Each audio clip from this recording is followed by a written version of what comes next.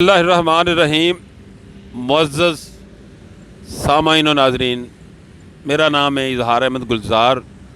तो इस वेले साढ़े नाल साढ़े बहुत ही प्यारे भतीजे तो सोशल मीडिया का बहुत बड़ा नाम वकार अजीम तशरीफ रखते हैं और असी सरे राह इस वेले एक नहर के किनारे बैठे हैं तो एक ऐसी शख्सियत का कलाम असी पढ़ने जा रहे हैं जिन्होंने लोग हज़रत बाबा जी नूर मुहम्मद नूर कपूरथलवी के नाम के नाल जानते हैं। बाबा जी नूर मुहम्मद नूर कपूरथलवी का सब तो बड़ा हवाला उन्होंने पंजाबी शायरी है। उन्होंने जिथे उर्दू तो पंजाबी दोवां जुबानों में अपने आप को मनवाया, उन्होंने रचनावां दे नाल उर्दू तो पंजाबी का महक रहा है। उन्होंने सब तो वड्डा हवाला उन्होंने पंजाबी शायरी है। मौजूदाती एतबार नाल उन्होंने शायरी बड़ी रंगारंगी सी।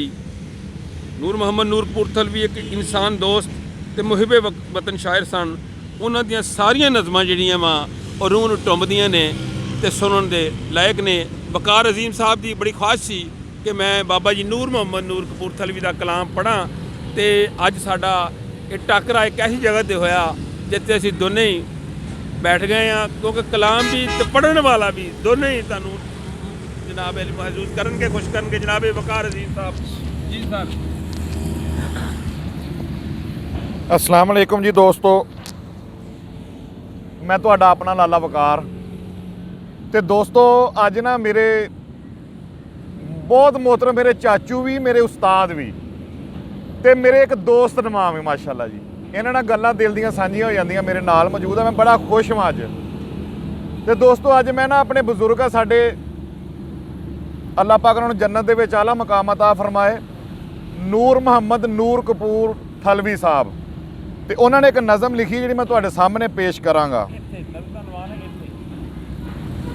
इत्थे नज़म का नवान हैगा कि इत्थे। तो दोस्तों ये दुनिया का एक नक्शा ही उन्होंने खिंचा जो माशरे च हो रहा वा। तो सुनो बड़े गौर की गज़ल नज़म हैगी है माशाअल्लाह जी। कहते कि ये दुनिया हो गई बावरी, एदी उल्टी है तस्वीर। ये दुनिया हो गई बावरी, एदी उल्टी है तस्वीर। जदों बदला मिलदा अमल दा उदों कह देंदे तकदीर। इत्थे ओले बह के मार दे विच हिक दे सज्जण तीर। इत्थे पुत मावां दियां चादरां फड़ करदे लीरो लीर। इत्थे बंदे भुखे मर गए, इत्थे कुत्तियां खाधी खीर। इत्थे भाई सके भाई दा फड़ सीना देंदा चीर। इत्थे गूंगे करन कवालियां, इत्थे गूंगे करन कवालियां।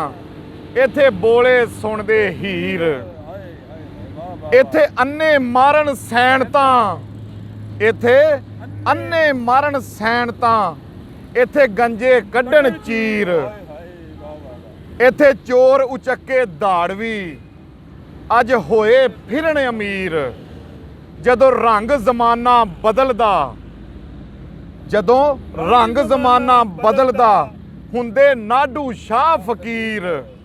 इत्थे अनंत नूं ओहो उगड़े, इत्थे अनंत नूं ओहो ही उगड़े जिहड़ी मत्थे वगी लकीर। ते दोस्तों ये तुसीं जदों इहनूं शेर दी इहनूं पढ़ोगे ना, गौर नाल सुनोगे, दी तशरीह करोगे तो तुहानूं सारा जमाना जो हो रहा वा उहदी हर गल तुहानूं इत्थों मिल जाएगी जिहड़ी उन्होंने खिंच के इस नज़म दे विच पेश करती।